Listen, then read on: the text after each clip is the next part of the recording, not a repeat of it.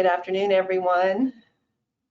We're going to wait just another minute or two to start, just to give people another 30 seconds or so to get logged into the webinar today.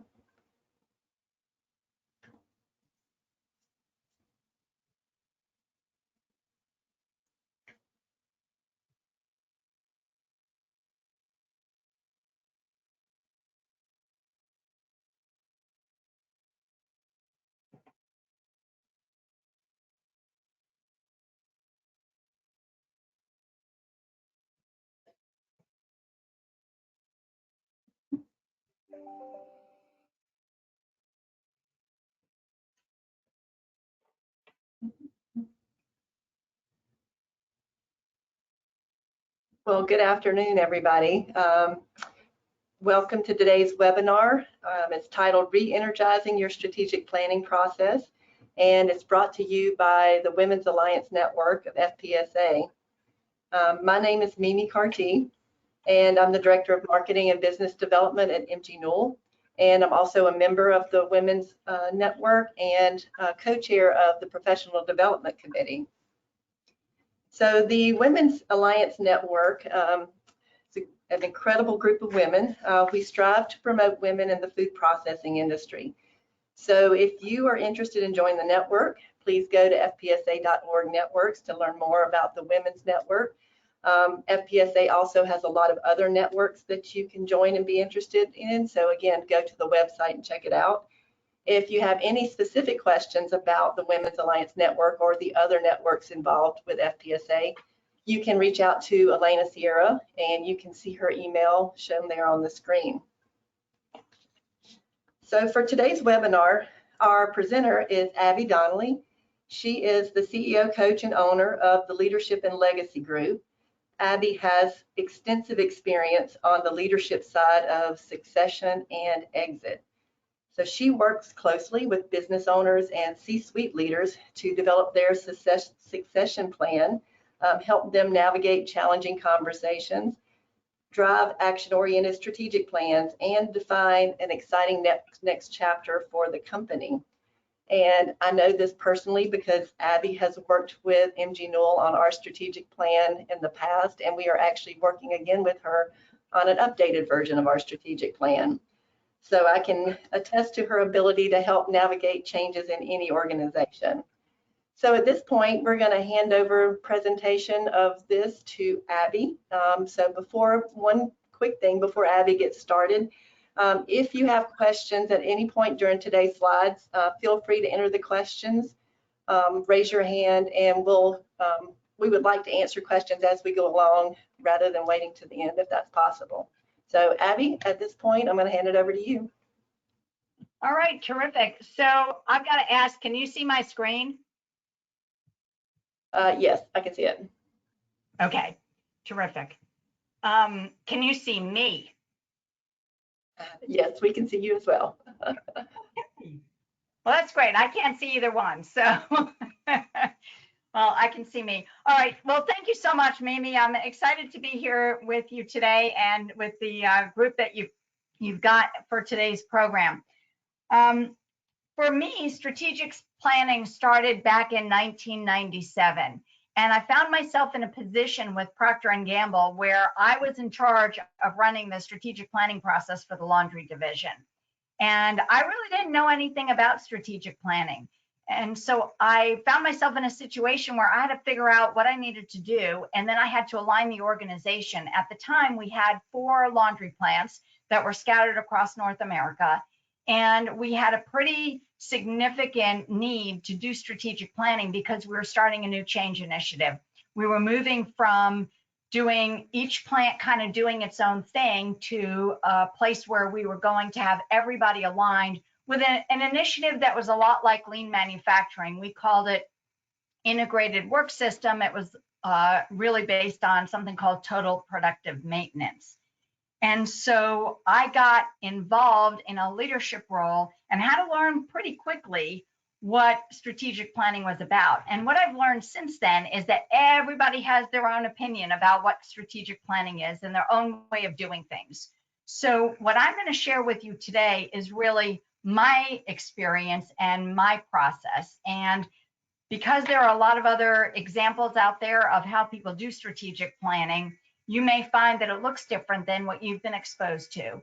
So we talked about I put the title as Re-Energizing because some of you may have a strategic plan already. Some of you may have never done a strategic plan. And we'll talk a little bit about the difference between a strategic plan and a work plan, which is something that I get involved in quite a bit as well. So I'd like to tell you just a little bit more about what my company does, and then we'll dive into the work. As Mimi said, I work with business owners and a lot of executives on the people and the leadership side of succession planning and exit. So I don't do any of the financial stuff, which is where most people think about when they think about succession planning and exit. And you can see that number 3 up there is facilitate strategic planning, because companies need to have a strategic plan as they think about the next generation taking over.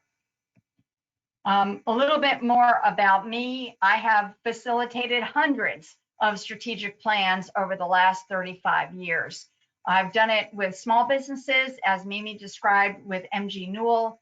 I mentioned my experience at Procter & Gamble, and then I've done quite a bit of strategic planning with nonprofits. And those are a little bit of a different animal because they're nonprofit. And so a lot of strategic plans are based on figuring out how to make a profit or increase the profit. I have exit planning experience doing webinars for an exit planning certification company. And my background, as I mentioned, is not only with Procter & Gamble as a global internal consultant and manufacturing manager, but also spent 9 years as a partner at Sandler Training. And for those of you that don't know Sandler Training, it's a sales training company that really primarily caters to small and medium-sized companies, although they do have some large contracts with large corporations. I'm originally from Poughkeepsie, New York, and you can see the degrees that I have and where I got them. So let me talk a little bit about today's agenda. I want to share with you what I think about when I think about a strategic plan and some of the best definitions that are out there by the experts' perspective. I want to talk a little bit about why do a strategic plan. You know, people are busy, and most business owners or CEOs would say, I pretty much know what I need to do. And so I want to talk about all the reasons why a strategic plan can be beneficial. We can talk some about why do a strategic plan as compared to a work plan.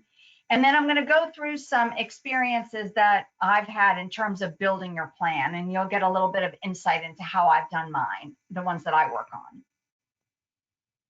So what is a strategic plan? Well, as I said, there are a lot of different ways of looking at it, and many strategic plans incorporate a vision, a mission, values, and of course, strategies, and then action steps and measures and tracking systems and owners and reviews, and we're going to talk about a variety of those different things. The definition of a strategic plan, Michael Porter is known as kind of like the godfather or grandfather of strategic planning. And you can see his definition up there. His definition is very well known and very well understood because he's been so active and so engaged in leadership around what strategic planning is. But what I have found with the clients that I work with is that it is really hard to understand for many people that have been in smaller businesses. It's really hard for them to understand what it, oops, yikes. Let me see if I can go back. Yeah, what a strategic plan is. And so I've created a definition that, you know, I think works, and I'll share that with you here. And it is the process of choicefully mapping from, you know, smart company goals to high leverage how-tos, to building out your action plan, your tracking systems, your measures, and having owners in place. And so that's how I define strategic planning. I think that's more accessible to a lot of leaders and leadership teams. And with the folks that I'm working with, you know, they don't need to be doing a super sophisticated plan. I'm not even sure I could facilitate a super sophisticated plan, but they need a plan that's going to guide their direction for the next 2, 3, 5 years. And the planning period has gotten shorter. When I first started doing this, we were doing strategic planning for 10 years out. And now most of the conventional wisdom says it's probably a 2 to 3 year plan. And of course, you can be updating it in the meantime. So, all right. So why do strategic planning? So I want to share with you some of the reasons that I think it's valuable to do strategic planning. First of all, obviously, the most logical one is, well, it's to create a plan. And having a plan in place, as all of you probably know, having a plan in place gives the entire company and the leadership team direction on where everyone is going. It also gives you something to refer back to look at and say, are we on track? Are we doing what we said we were going to do? We'll talk a little bit more about how the review process plays in. But creating a plan is a foundational part of the strategic planning process and why do it. But there are a whole bunch of other reasons why I think creating a strategic plan can be so valuable. The next one that I want to share with you is around gaining alignment. Involving people either in the strategic planning process or in the rollout of the strategic plan can be a very, very powerful way to get everyone on the same page. Even if the owner of the company or the CEO and or his or her leadership team could sit down and in 30 minutes write out the plan, the value of doing the process is that everybody gets involved and gets engaged and gets aligned to it, and then they own it. And owning it is where the power starts to come in. So you have people that are all rowing in the same direction, and they're owning their oar of the of the boat. So that's a powerful one. Another one is an opportunity to develop talent. So I've got a client right now that I'm working with where 3 years ago or so, we did a strategic planning process. And what's been fascinating about that process is the growth in the people that have participated in that process has been phenomenal.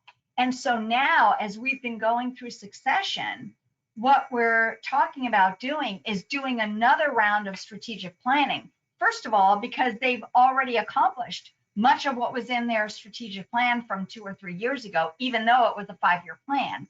But the other reason is that they've got a next level of talent that can really benefit from participating actively in this strategic planning process. And the company, of course, can benefit from getting their ideas on the table in those meetings. So it's a growth opportunity for the right leaders to participate and develop deeper in the organization.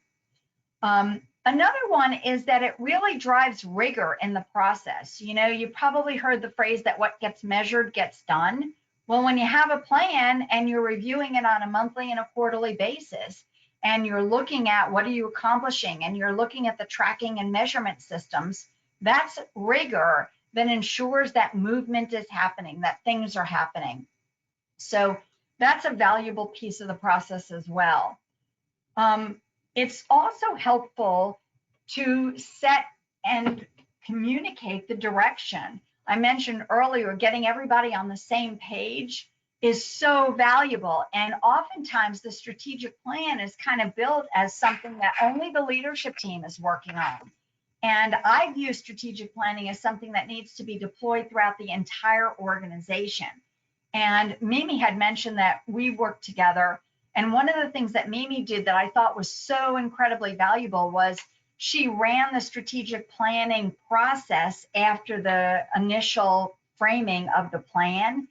And she was a part of driving to make sure that all of these things were happening, that it was going throughout the organization.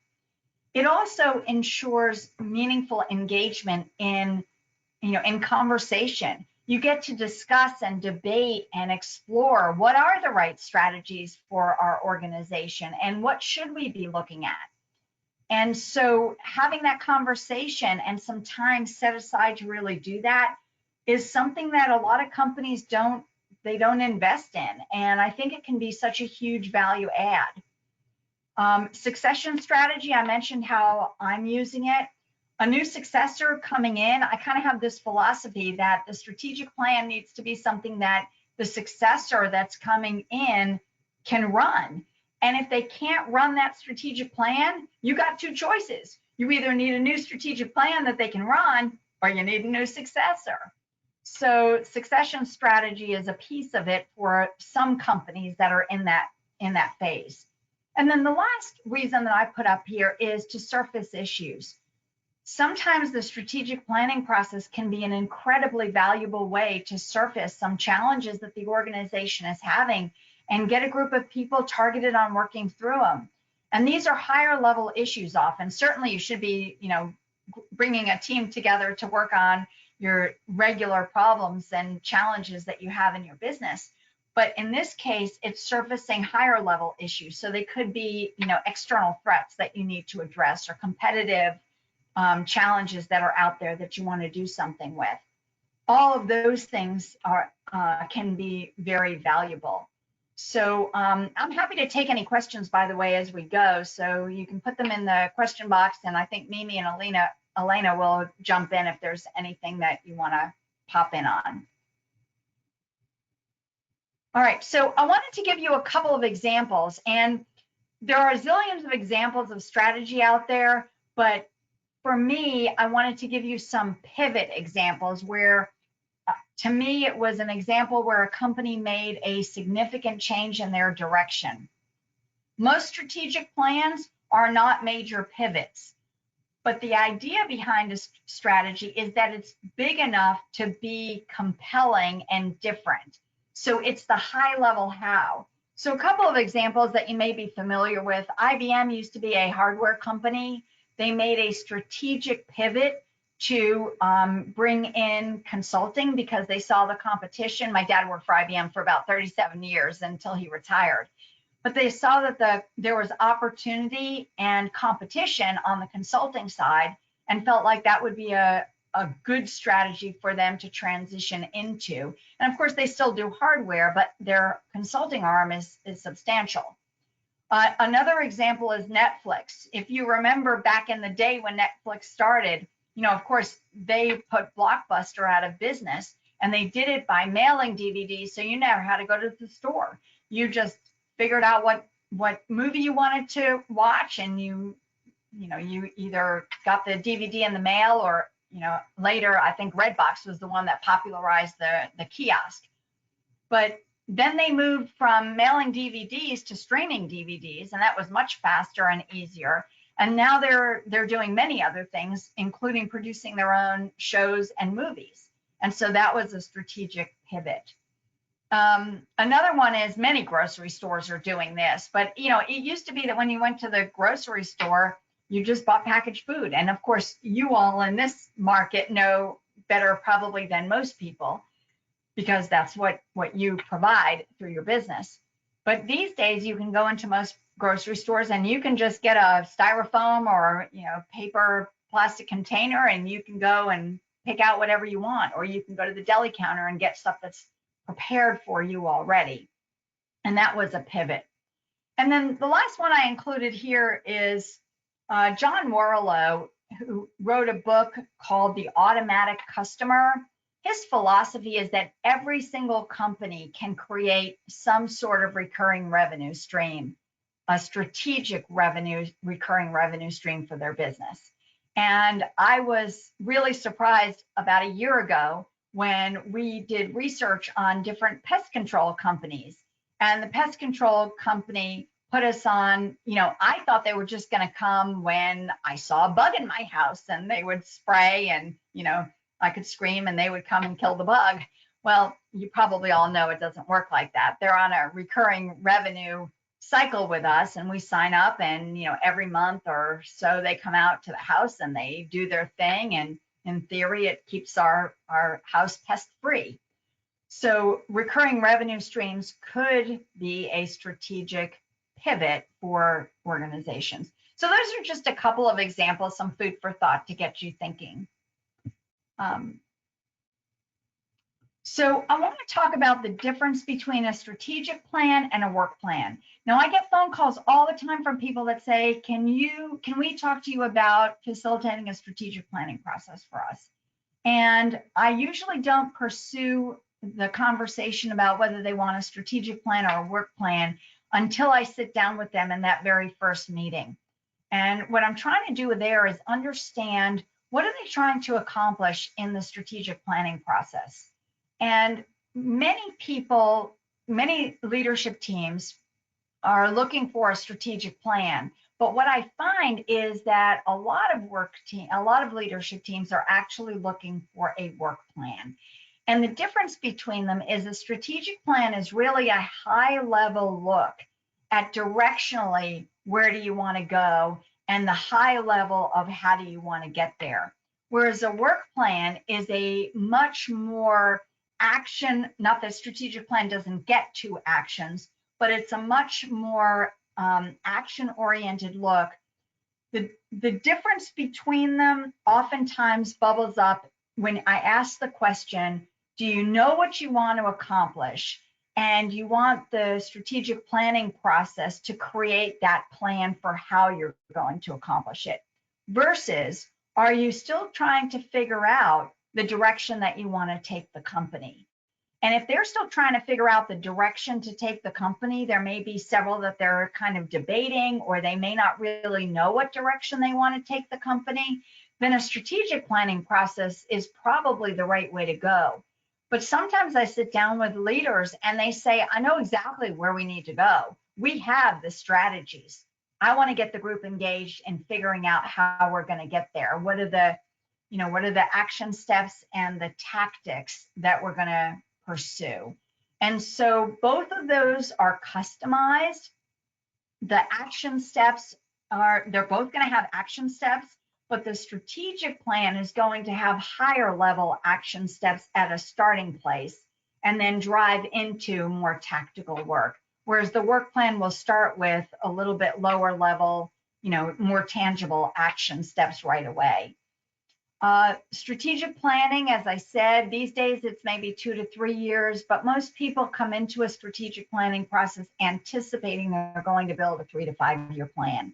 Whereas when I'm doing a work plan, usually they're looking at a 1 to 2 year window. And then the who, when I'm doing a strategic plan, I'll have a slide in here and we'll talk a little bit about who gets involved. But the strategic plan always will have the key leaders, and it may include an expanded group. When I'm doing a work planning session, most often it will include an expanded group.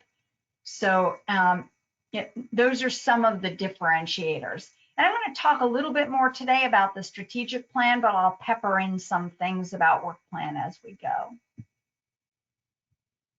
All right, so who to include?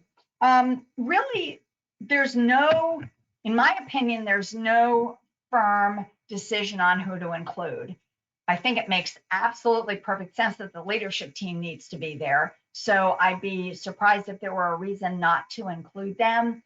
But then figuring out who else to include is really a conversation about what are your goals for strategic planning. And so if you go back to the previous slide that I shared where I walked through all the different reasons to strategic plan, that's going to drive who should be there. And typically when I'm doing a strategic planning process, I'm going to have at least one and typically 2 or 3 pre-meetings to try to go through and understand what is the purpose of the strategic plan and how do you want to go about it? Do you want to do a strategic plan or a work plan? Who do you want to include?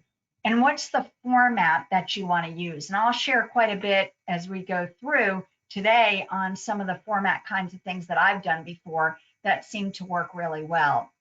Of course, in the strategic planning session, you're going to be building that strategic plan. And so the who to include is whoever you've decided in those pre-meetings needs to be there. I do recommend doing some pre-work, and we can talk a little bit about what kind of pre-work would be valuable to do. Mimi has done some analysis, some industry analysis that she's sharing as pre-work for their strategic planning session coming up in a week. And the research that she did was exceptional. It will allow everybody to kind of look at what are some of the dynamics going on in the industry that they need to be thinking about as they come into the strategic planning session. The other meeting that I often like to do is a post-meeting debrief. And the two purposes for that meeting is, one, to kind of touch base and check in, did we accomplish what you intended to accomplish? And if not, what do we need to make sure we do moving forward?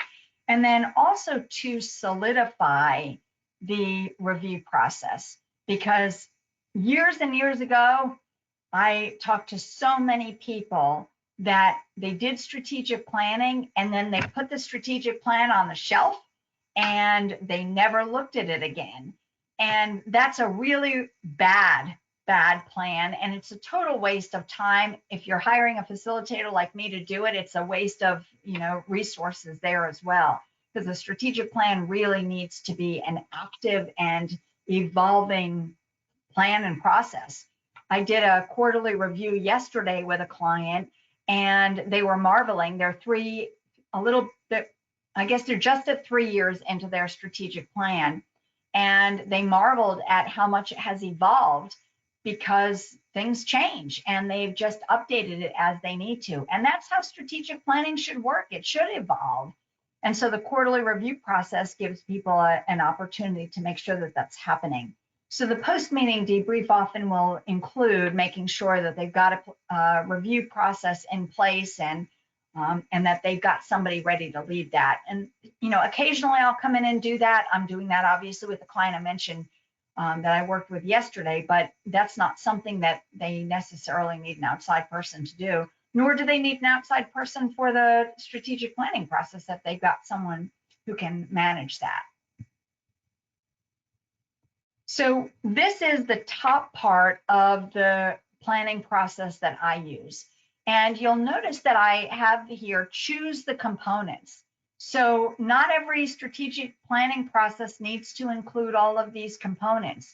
You'll notice there's the vision, mission / purpose up in the left corner. And many companies I work with have either already done that work and don't see a need to change it, nor do I. If it's working for them, they should keep it. Some companies say, I did that once and we got so bogged down in the details of it that it wasn't a pleasant experience. I don't want to do it again. So that's a part that you could choose to include or not. Defining the organizational values and principles is another example of something that you could choose to do or not. And some companies have those already in place. And then confirming the business, we start in the regular process. So confirming the business goals, the financials, and the KPIs is a really important piece of strategic planning. It's a little tricky with a nonprofit, but with a for-profit, most of the time you've got some pretty clear SMART goals, specific, measurable, actionable, or attainable, depending on which A you like to use. And then figuring out also, realistic and time bounded, that's the rest of the SMART, and some key performance indicators. So I'm gonna pause here. It looks like there's a question. Can you recommend some resources useful for pre-work? Yeah, I think with pre-work, it will depend upon what you're going to do. So, for example, in the case with MG Newell and Mimi, the pre-work is reviewing Mimi's industry analysis. Other pre-work that I've done is I'll share with you some questions that I use, and I want people to be thinking about those in advance. They're great questions. They're not my questions. I'll share with you what the source is. Share with you, have people review those in advance, because I think that can be a really helpful way to get them thinking about it. If you're doing a vision, you could, or principles or something, you could ask people to think about and come in advance, having pulled from a set of principles what their priorities are, or the values that they think are most representative of the culture that they want to build, things like that. Anything to get people thinking about the strategic planning process and being ready to engage in it, or to have them do some actual pre-work. Like sometimes if we're going to do a values, I did one for a nonprofit back about a month ago, and they wanted to work on their values. And so we gave them a set of 50 values to choose from. And we said, you don't have to be constrained to these, but here's a starting place. And then they all sent me their values in advance. I consolidated them. And then when I brought them in, we went through a multi-voting process to narrow them down to the top 5 or so that they were really engaged with. And then we had some discussion about those, just making sure that they're the right ones. So, in terms of so we talked about the confirming the business goals and the financials, and that's really the starting point, is where are you going? And then working through and identifying what those key strategies are, and of course, putting measures and owners for each, defining the strategic action steps that have to be done at a high level to go ahead and achieve those strategies and goals, and then implementing the systems that will enable the company to consistently execute against those strategies. So you'll notice I have some other things on here, and I want to point out what those are. We'll talk a little bit more about them, but what you'll see here on the left side is you need to incorporate in the executive experience that you've got. You know, you've got talented people on the leadership team. Let them use their talent and share what they know. Economic conditions and other factors like that need to be incorporated in, and we'll talk about some ways of doing that in a moment. Some other things that I have on this sheet is a couple of checks that I like to use, and I'll cover these as we go deeper in. So I'm going to hold on those.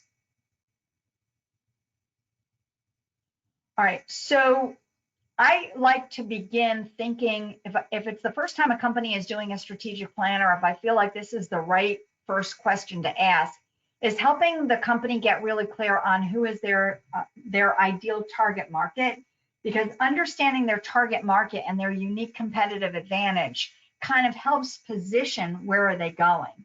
And then looking at through the lens of ideal target market and competitive advantage, then you can start to focus on, okay, so what is your focus of the strategic plan? Is it on profitability? Is it on growth? Is it on increasing your market share? Is it on promoting your brand? And there's no right answer. Of course, that's why you do the strategic planning process, is to figure out where are we going.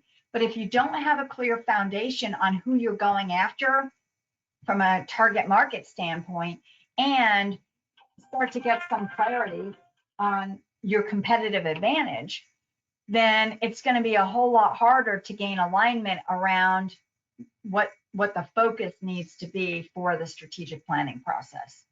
So I like to start with in my pre-meeting with some conversation around, do you have clarity on that? Do you know where you're going? And then set the stage for strategic planning based on what they know about their target market, what they know about their unique competitive advantage.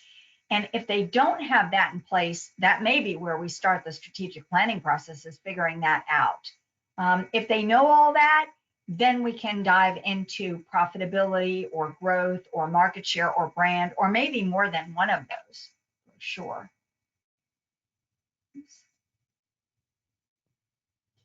Many of you have probably done a SWOT analysis before. SWOT stands for strengths, strengths, weaknesses, opportunities, and threats, SWOT. And I include a SWOT analysis, not 100% of the time, but I would probably say 60% of the time. My reason for including the SWOT analysis is it is a great tool for getting everybody on the same page early in the strategic planning process. So by talking through what are our strengths and how does that give us a unique competitive advantage, things like that, our weaknesses, what are our limitations, what's holding us back. When we look at opportunities, so the strengths and the weaknesses are usually internally focused. The opportunities and the threats are often externally focused. So what are the opportunities out there that we could seize and really capitalize on? Now, this particular slide is not my slide, but this slide looks like it includes opportunities that are internal as well, and that's okay. But more often than not, I would personally put those in the weakness category if I was doing a SWOT. And then the threats are what's out there that could really take us down. What do we need to prepare for? Whether it's in 1 year or 10 years, what do we need to be thinking about? And so I like this kind of a process to get people starting to think about and get aligned on where are we starting from as we look at the company as it sits today. So the SWOT analysis can be really helpful, but I will tell you I haven't used it 100% of the time. So I mentioned strategic questions. This article, I found it in Harvard Business Review, and I found it about 10 years ago, and I couldn't have been giddier with excitement because I just find the questions that they have in this article to be an incredibly valuable tool for a company that wants to truly do strategic planning. It's not as useful for work planning because they already know where they're going. But the article is called Market Busting Strategies for Exceptional Business Growth, and it's by Rita Gunther McGrath and Ian C. McMillan. And some of the questions that you can see here are some of, really my favorite questions. They look at your business through a variety of different high-level lenses. And each one of these bullets here have several questions behind them that really help you hone in. So for example, transform the customer experience. There's a number of questions behind that that really speak to how can you create a customer experience that is unlike anything your customers have ever had experienced with you before. And it's something that they're super excited about. They want to tell all their friends. The questions aren't worded like that. They're much more professional. Some of the other questions are around how could you change your product or your service offerings in a way that attracts, a new market or gets more of your current market if you're looking to expand within the market. Identifying the future needs of your customers or serving an unserved, or underserved customer need. Figuring out a new competitive niche. So those are just a variety of sample questions that come in this article. And what I'm typically doing is I'm looking and sitting down with the leaders of the company when I'm planning this strategic planning session and help them decide which set of questions they want to use, and then setting that up as breakout groups and discussion topics. So some of the other ones that I like are around, building and forming new strategic alliances, possibly changing your business model, maybe pricing it differently, maybe going from a price per to a recurring revenue stream, for example. One of the questions that I really like is if you put massive constraints on some aspect of your business, like let's pretend, well, COVID put a massive constraint on many businesses where they basically had to shut down for some period of time. So how would you pivot to keep your business alive? And questions like how would you act if you were starting your business from scratch today, which I think is an interesting question too. It gets people to think differently. All right, I talked about the checks that I do. So you go through this process and you build, the framework for your strategic plan. And I like to stop there at the end of the process and reflect on the strategies. And I have somewhere between 4 and 7 questions, depending on the particular situation, or checks that I like to ask at the end. And the first one is everything that we've laid out on the strategic plan really necessary? Because if it's not, we ought to cut some stuff out. Everyone is busy. Don't include strategies that are not necessary to achieve the goals. The second one is the strategic plan sufficient? Like if you do everything on here with excellence, are you going to hit the goal, or will there still be a gap? If there's still going to be a gap, you got more work to do. The next one is capability. So do you have the capability, meaning the skills to do this work, or do you have to hire? Do you have to outsource? Do you have to bring in consulting support, things like that, in order to be able to execute the plan? And that may be okay. You just got to know that and build that in. And then capacity. And what I mean by capacity is you may have the skills, but not enough of them. You know, you may need 5 people that have this skill set, but you only have 2. And so how are you going to close that gap? How are you going to either develop those people or go out and find more that can fill that gap? The other questions or checks that I like to do is, does this strategic plan give you the return on investment that you built it for? Are you going to get the results, you know, that are really important to you? Is it in alignment with your risk tolerance? You know, you may build a fantastic strategic plan, but if you don't have the courage or the resources to take the risk to be able to execute it, well, then it's probably not the right plan for you. And then the last one is around impact. Is it making the kind of impact that you really want to make in your business? And in the community, maybe, or in your industry, something like that. So those are questions I like to ask at the end before we finalize the strategic plan. This is the tool, it's called a tree chart. This is a tool that I use just to help people sometimes think about how the strategic plan really maps through the organization. So we start over here with the SMART goal. Maybe it's a profit goal, maybe it's a revenue goal, something like that. And then we build out the strategies here. And then we basically keep going all the way through, where we take goals to strategies, strategies to actions, actions to measures and owners and due dates and status. And we build out what that plan's going to look like. This methodology helps keep it very clean, very in front of people. And one of the big ahas that I got when I was doing this process years ago at Procter & Gamble is that when you can get all the way out here and you can tell somebody how their action, when they're running manufacturing line A in the secret antiperspirant department of the Greensboro Brown Summit plant, that their behavior here and the results that they're getting, here's how it connects here, and all the way back up to how it connects to delivering results. That's very powerful. And so the tree chart makes it easy for everyone in the organization to see how their work connects to the overall goals and strategies of the company. And it furthers that alignment. So the review process, I mentioned this a couple of times, and I think it's super valuable. This is coming from my P&G days. So the monthly review that we used to do at Procter & Gamble was we would do a monthly review asking the question, it's an accountability check really, asking the question, did you do what you said you do? So you've had a month to work on your plan. Did you do what you said you would do? And if the answer is yes, then it's green. If the answer is no, it's red. And you should be celebrating and talking about what worked well and the green things, and you should be penetrating into what didn't work and figuring out how to address the issues that are red.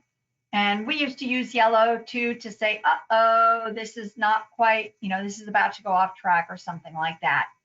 The monthly review is a great time to ask what help is needed. But the monthly review is not the time to be making major strategy shifts, because monthly is too frequent to really let a strategy play out. But the quarterly review is a great time to be asking, hey, is the plan working? Are you getting the results that you expected to get given the strategies? And if it is, fantastic, stay the course. But if it's not, this is a good time to regroup and say, what adjustments do we need to make to the strategy? Because we should be doing the adjustments to the execution in the monthly review. This quarterly review is adjustments to the strategy. All right, so you got to keep your plan alive. I talked about that from a review process, but the important thing is that whether you're doing it in a monthly review to do accountability, that keeps it alive, or you're doing it in your quarterly review and you're looking at, is the plan working? That keeps it alive. And then I'm a fan of doing an annual review. Many companies do not do this, but I think the value in an annual review is either it's a great time for reinforcement or a time to get the whole group together again to look and say, do we need to make any overarching adjustments? So I recommend it. I don't always do it. That's up to a a company, whether they want me to come back and do it. And some companies I work with do it and some don't, and some include me and some don't, and any of those are fine. All right, so that was what I was going to cover. I think we've just got a few minutes left. I want to invite you to send me an email. I have a newsletter that comes out every week. I'm pretty sure I put Mimi on that newsletter some time ago, and it's super short. It's just a leadership tip. It is one, a 60-second read at the most, and every once in a while I'll include something else in it. But if you would like to get on my newsletter, they're all leadership tips. So you can send me an email. I would love to add you on it. I've got a goal of getting to 2,500 and I'm just under 2,100 right now. So if you think you'd enjoy reading it, I'd love to add you. And I'm happy to take any questions that you have or any questions that that either Elena or Mimi would like to share. Yeah, well, thank you. Thank you. I do have a question. So since this is the Women's Alliance Network that is sponsoring this, can it be part of your strategic plan to advance and promote women in the workforce? And how would you recommend that an organization make that part of their strategic plan? Yeah, that's such a great question, and it's so timely because there's so much focus right now on DEI, and there's a lot of need for advancing women and people of color. So absolutely, there's a place in the strategic plan for it. I think the best way to go about incorporating it in is there's got to be a strategy. There's obviously got to be a strategy around it, but I think if we are bringing it up as an important strategy, we've got to be able to show how it links to the overall goals. Rather than it being a nice to do, we've got to be able to show and demonstrate that this is a critical strategic initiative for our company. And there's a whole bunch of really good reasons why it could be. It could be your competitive advantage. It could be that as you invest in women and people of color, you are positioning your company to be an attractive place to work. You are gaining huge value in the diversity of different perspectives and opinions that are coming to the table, different experience that comes to the table. So those are some very, very obvious and reasonable ties to the goal. But I think years ago, part of the reason that those fell flat is because, I'll speak for myself. When I was at Procter & Gamble, I would bring up things like that, and I didn't get the connection, how to make a pitch for the connection to the goal. And Procter believed that they were very focused on those kinds of things, and frankly, for their time, I think they were as well. But I approached it as it's the right thing to do, and it may be the right thing to do, but you're asking the company to put resources against it, so there's got to be an appropriate ROI for that, and it's just a matter of defining what that ROI is. So that's what I would offer to you around that. Okay. One more question. Have you worked with a company where you saw a need to have, let's say, a culture shift, and how did you go about bringing that up with the board of directors or the executives regarding this change in culture in a company? Yeah, so my experience is that the culture change is only going to be effective if the leadership is not only bought into it, but is going to own it. Because, culture it permeates the organization, and it is modeled or not by, top down and then across. And so I think the first challenge is going to be making sure that the leadership team and the CEO or owner of the company is on board with the culture change. And so if that's not the case, then how do you get them on board? And that's really a series of conversations about the value and the contribution that culture change is going to make to the bottom line, or whatever it is that they're most interested in or see as a priority. If they are already bought into it, then I think where it can be super helpful in the strategic planning process is to incorporate that as a strategy. You know, we've got this culture change that we want, you know, that we see as critical to the ongoing growth and success of the business. And so, you know, what are the high level action steps around creating that culture change? And so it has to do with defining it and modeling it. And, you know, my approach is often to take a look at what are the behaviors. And so getting the group to to rally around what does the culture look like? And then what are the behaviors, you know, what is the culture change? What are the behaviors that demonstrate that you're doing that, you're making that culture change? Great. Well, thank you. Are there any other questions before we wrap things up today? Anybody? Yes. I do see one in the chat. So it says, I want to avoid time sucks and maximize the time.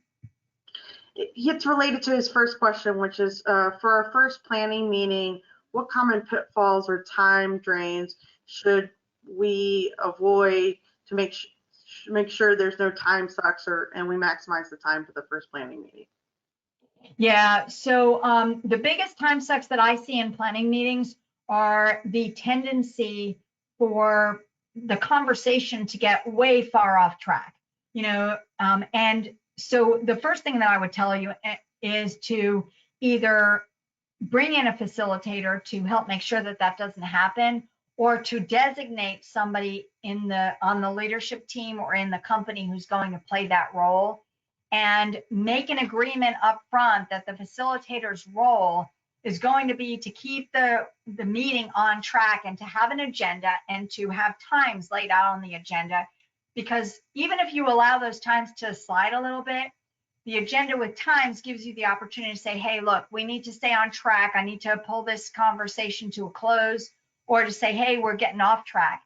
One of the easy tools, if you don't have a facilitator, that I like to use, and in fact, I just bought a whole set of these, you could get stuffed animals, like little stuffed animals, or you can use hats or something like that, where you can designate the stuffed animal, like I'm getting a squirrel, or you could do the same thing with a rabbit. And so whenever someone feels like we're going down a rabbit hole, or we're swirling on a topic that is not on track with the strategic planning agenda, then you can just pick it up and throw it in the middle of the table, or playfully throw it at the person who's talking and say, hey, we're off track.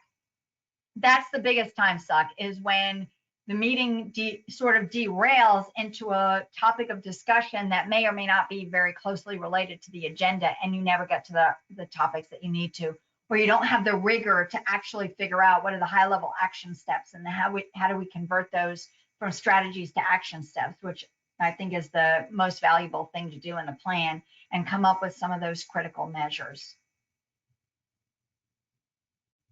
Great. Any other questions?